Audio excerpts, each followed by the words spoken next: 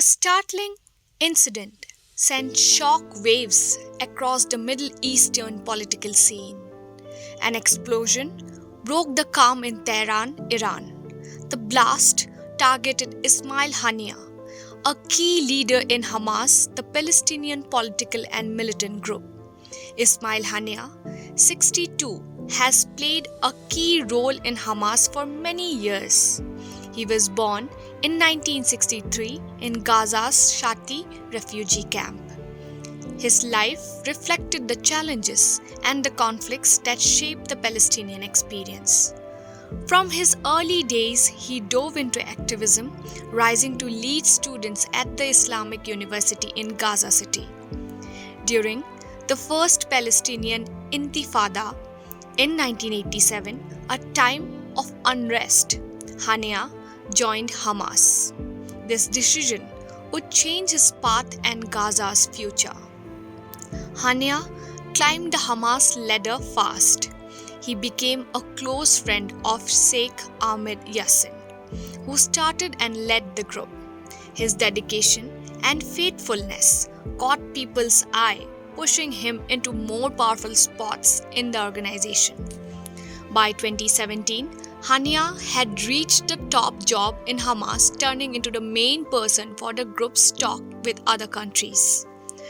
Throughout the 1980s and 1990s, Haniyeh faced many obstacles.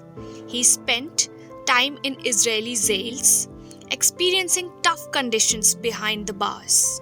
In 1992, Israeli authorities sent him from Gaza to Lebanon with hundreds of others. He came back to Gaza the next year determined and unfazed.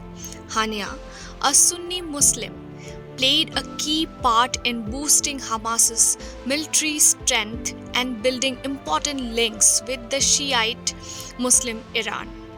His work led to major trips to Iran, including a big meeting with Supreme Leader Ayatollah Ali Khamenei in 2017.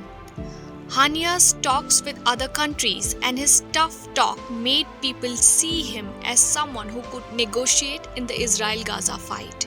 Many saw him as a middle ground voice among the strict leaders in Hamas.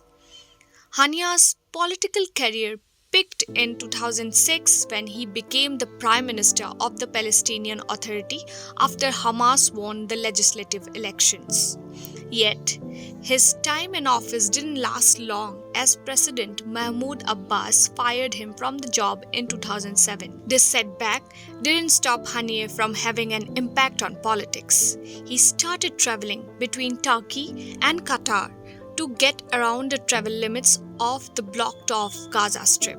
Haniyeh's family faced a tragedy on April 10 when an Israeli airstrike hit a car with his sons, Hazem, Amir and Muhammad. The Israel Defense Forces said the men were on their way to carry out terror activity in central Gaza. Haniyeh rejected these claims, grieving for his sons and the 4 of his grandchildren who died in the attack. On a crucial day, Haniyeh went to the swearing event of Iran's President Masoud Pezeshkian and spoke with Ayatollah Khamenei. His life ended. An assault hit his home in Tehran, killing Haniyeh and one of his guards. Hamas pointed the finger at an Israeli raid for this attack. The killing shocked the area, raising tensions and sparking guesses about who would lead Hamas next. Ismail Haniyeh's life and death show the complex and the long-lasting conflicts in the Middle East. As a leader, father, and a diplomat, his legacy ties to the fight for Palestinian identity and self-rule. As the world tries to understand what his passing means, Ismail Haniyeh's story stays a moving part in the ongoing tale of the conflict between Palestinians and Israelis.